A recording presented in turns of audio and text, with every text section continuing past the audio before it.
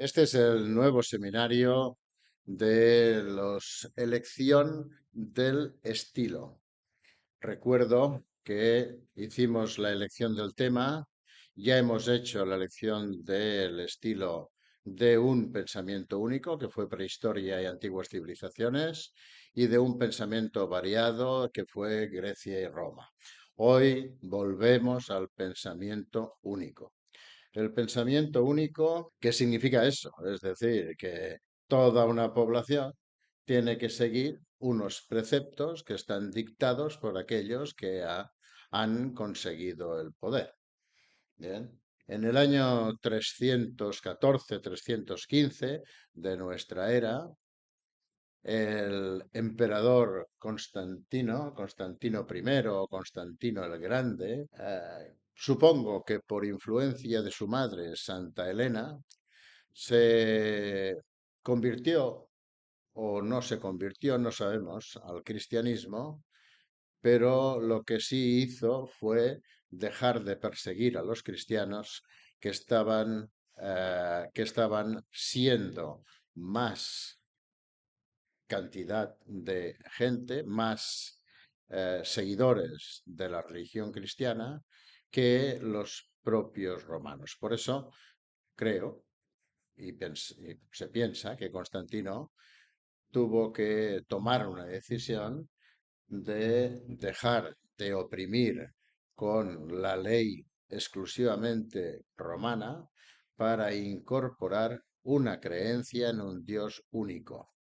Por lo tanto, la mitología se cae y cayéndose la mitología, eh, prevalece la creencia en un solo Dios. Y todo eso no podía hacerlo solo, tenía que mandar que se prodigara, que llegara a todos los rincones del imperio para que fuera acorde su pensamiento, su conversión, posible conversión, y que esto llegara a toda la población. Bien, a partir de ahí se genera un nuevo pensamiento único. Tenemos que ponernos en contexto. Ya en ese momento el propio Constantino decide romper el imperio en dos grandes áreas. El área llamada luego bizantina y el área romana. El área bizantina, el área romana, en cuanto al pensamiento va a ser el mismo, lo que pasa es que el área bizantina se va a regir por sí misma y el área romana la va a seguir rigiendo el propio Constantino. Claro, supongamos o entremos nosotros en esa situación, ¿no? Hay un cambio de pensamiento, el pensamiento va a favor de una ley nueva, una ley en la que se basa la ley en la ley del amor de los predicados de Jesucristo, y el imperio es muy grande, no se puede trasladar esa decisión tan fácilmente, ¿no? Y menos cuando hay un ejército que está acostumbrado a otras cosas o hay una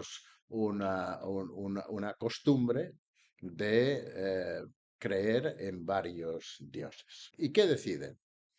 No sé, bueno, no sé si lo deciden, pero surge, no sé si es por decisión o no, pero deciden que el- la forma de transmitir todo esto sea a favor de ese pensamiento único y desde una estética única. A todos os he dicho, cuando hemos hecho el románico, que las imágenes de la pintura románica son todas ellas como un cómic. ¿Y qué pretende? Como un cómic, quiero decir, en estética como un cómic, pero al final no es más que la transmisión de un pensamiento que es único para todo el mundo. Y por eso deciden echar para adelante la fórmula de que todas las imágenes y todas las construcciones y toda pintura, escultura, toda representación sea igual y que sea la transmisión del conocimiento del Evangelio de los Evangelios de Jesucristo. Como la mayor parte de gente no sabía leer ni escribir, las imágenes eran la única solución. Y nos tenemos que, nos tenemos que creer que fue algo voluntario, pero también podría ser espontáneo. Si ha sido espontáneo, pues perfecto, porque más a favor de que cuando hay un pensamiento único, la estética se unifica y que en todo un imperio romano, tanto bizantino como romano, se llegue a hacer una sola estética, es porque corrobora una vez más que ante un pensamiento único, estética única. Yo os he traído unas imágenes que en principio empecemos, le llamamos arte también a la arquitectura. En aquel momento se consideraba arte la arquitectura. Ahora hay un poco de controversia y no todos los arquitectos están haciendo sus proyectos desde un punto de vista artístico, sino que es un poco la utilidad, la economía. Hay muchas variables que influyen a la hora de diseñar algún edificio. En aquella época, la arquitectura era una de las primeras artes que se consideraba. Y como podéis ver, este es la torre y el monasterio de Taüll. Es un románico catalán, cada uno se ha agenciado un románico. Hablaremos del románico germano, del románico húngaro, del francés, del inglés, de la Castilla. Bien, pues nosotros hemos traído este catalán. ¿En qué se basa? Se basa en lo que a nivel de conocimientos arquitectónicos se tenía en ese momento. Muros muy amplios y arcos de medio punto, exactamente igual que hicieron los romanos. Por lo tanto, pocas diferencias de estética, de arquitectónica, se consiguieron en el románico. Sí, bien, esta es un ejemplo del románico alemán. Como veis, las torres son prácticamente iguales que las de Taúl, excepto los techos, porque ahí nieva mucho y no se pueden hacer más planos porque si no se hundiría. No mucho que decir, porque no transmiten nada concreto, pero sí la pintura. La pintura ya transmite muchísimo, como ya conocéis todos, ¿no? El románico, un dibujo con la línea marcada, con planos de pintura plana, casi pura, de poco contraste y de poco volumen. Pero lo más importante es que transmiten un mensaje que quieren transmitir de un fragmento de los evangelios que tiene además una perspectiva jerárquica porque sin en un pensamiento único y poder único, evidentemente ahí tiene que haber una jerarquía. Y la jerarquía incluso está presente en el románico con una perspectiva. Es decir, tenemos lo más importante en el centro y arriba y el resto es subordinado a otras circunstancias. En este caso es una anunciación. Si seguimos, vemos dentro del románico una alegoría a el Cordero de Dios, ¿no? Es el ángel que anuncia a Abraham, ¿no? o a Isaac, ahora no me acuerdo de esto, pero da igual. O sea, lo importante es fijaros la perspectiva jerárquica. Lo que es sagrado está en el centro y arriba. El resto es circunstancial. Y seguimos. Aquí tenemos otra representación hecha en mosaico, es decir, en la técnica romana, hecha en mosaico, con una estética perfectamente idéntica a cualquiera de las que podamos ver en el románico, incluso en el gótico primitivo, donde lo más importante está arriba y en el centro. Seguimos. La influencia bizantina en el románico la vemos en este capitel. Este capitel está muy cerca. Este capitel es un capitel de la iglesia de Agramunt, en Lérida. Y como podemos ver, hay un elefante asiático, o sea, de origen del lado del este del Imperio Romano, y está representado aquí en Agramunt. Aquí no había elefantes. ¿Ven? Otra pintura románica donde el Pantocrátor, Jesucristo, está arriba y además está en una posición privilegiada y donde los apóstoles pues están abajo con esa perspectiva jerárquica. Otra muestra clara del románico ya tardío, esto es el claustro del monasterio de Silos en Burgos, si no recuerdo mal. No, en Palencia, perdón, en Palencia, en arcos de medio punto, típico. Otra representación románica es un pantocrátor. En el centro es el que tiene la sabiduría, tiene el libro en la mano, etcétera, etcétera. Y este es el pantocrátor más conocido por nosotros, que es el de Taúl. Bien, fijaros qué clara es la perspectiva jerárquica, en medio, arriba, rodeado de los evangelistas, debajo los otros apóstoles, es decir, hay un poder. Evidentemente, Jesucristo seguro que quería que se transmitiera un poder espiritual, un poder de otro mundo, ¿no? No un poder de humano o terrenal, ¿no? Pero la representación jerárquica, fijaos qué poder tiene, ¿no? De que Él es el que lo sabe todo, el que lo ve todo, el que lo domina todo, y hay que seguirle a Él, tal como lo dice, para poder estar en la línea del pensamiento único de ese momento. Esto es románico occidental, pero fijaos qué similitud tiene en aquellos iconos bizantinos, incluso en los actuales. ¿Verdad? Fijaos cómo al niño no se le pinta como un bebé, sino que se le pinta como un adulto pequeño. Bien, y seguimos. Nos vamos al gótico, ya poco más que decir del pensamiento único románico. ¿Cuándo cambia la época del románico al gótico?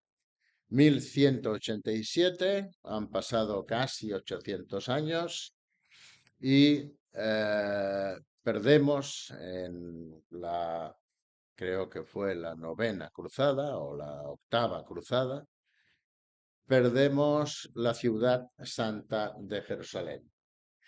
Y con esa noticia el mundo cristiano da un vuelco. Y además coincide con el pleno apogeo de la peste negra, de la peste bubónica, que llegó a matar a más de 50 millones de europeos en aquel momento.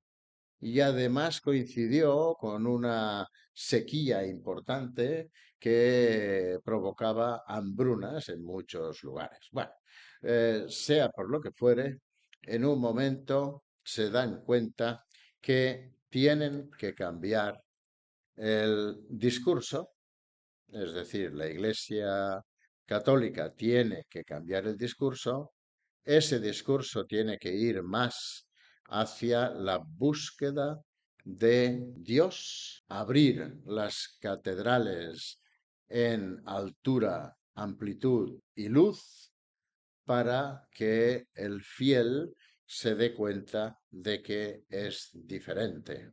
Esta es una típica bóveda gótica en la que los ángulos se elevan, el medio punto se convierte en un arco ojival y se aligera la estructura gracias a adelantos técnicos, no gracias a ningún pensamiento, sino a adelantos técnicos. Tanto que, fijaos qué maravilla, esto es un claustro gótico precioso, ¿eh?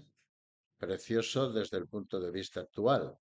En aquel momento supongo que era hasta como mágico. Y esta es la Catedral de Saint-Denis, la primera que consiguió levantar sus muros y hacer esos vitrales y de esa manera convencer a la feligresía, convencer al pueblo de que la pérdida de Jerusalén no era por una pérdida del poder de Dios, sino que Dios seguía estando allí y como seguía estando allí había que creer en él.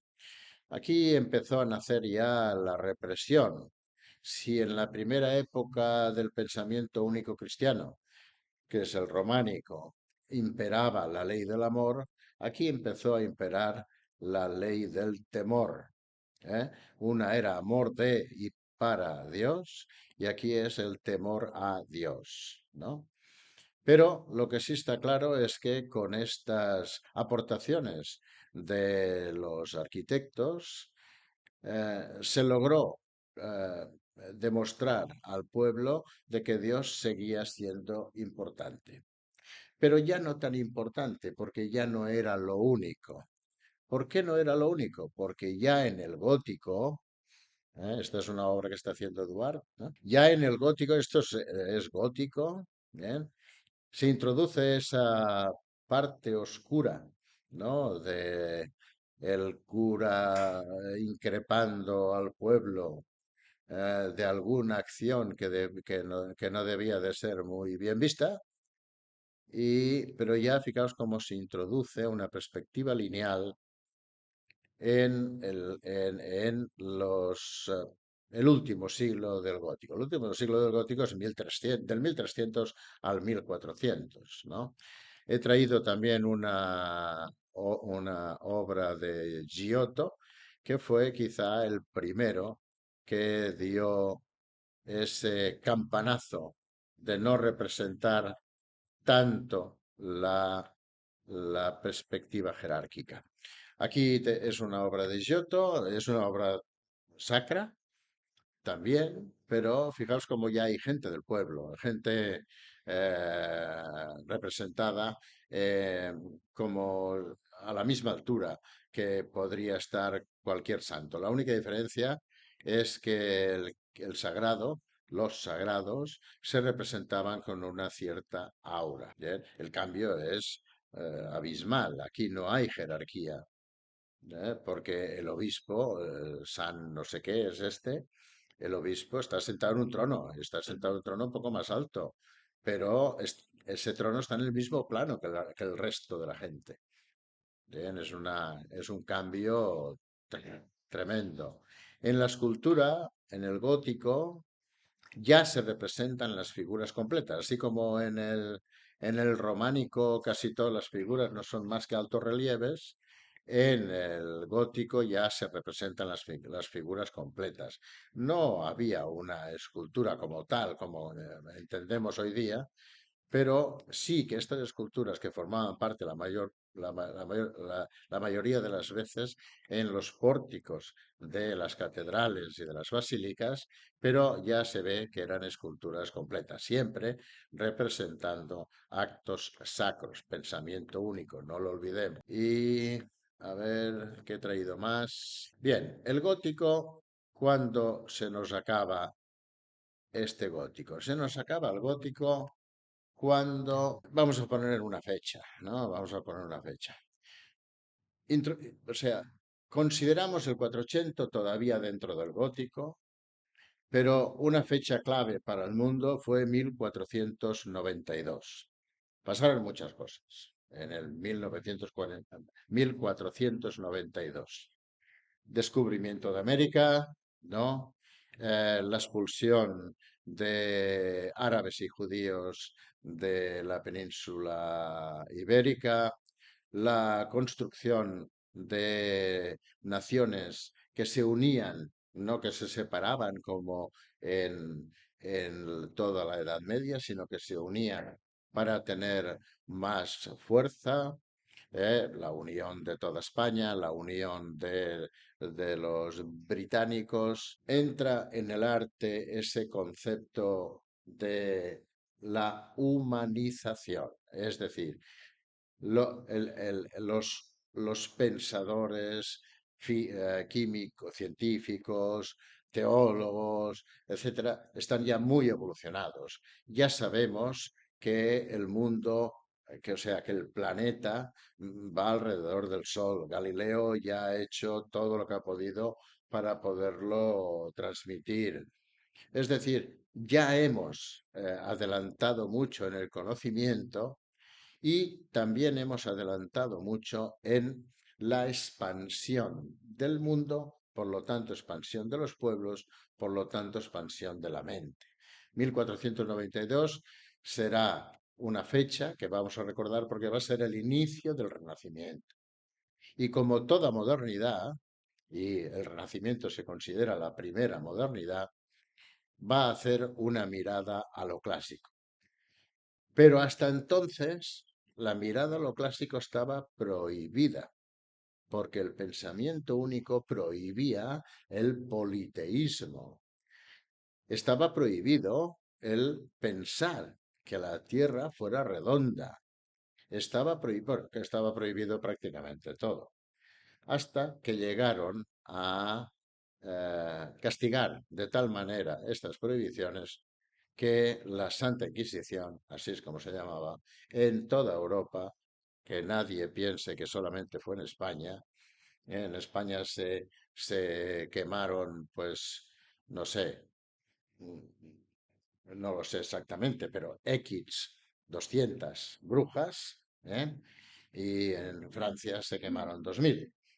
O sea que esto es un poco leyenda negra de lo que nos invade en España y que además nos encargamos de no desmentirla. Pues la desmentimos. La Santa Inquisición no era española, ni muchísimo menos. Y ahí se acaba ese pensamiento único de poder en principio espiritual y luego de poder real. Y como veréis, aún siendo los precursores los del 1300, y fue ya, pero ya tuvo que ser después, en el 480, cuando hay un cambio de estética completo. Ya lo veremos la semana que viene.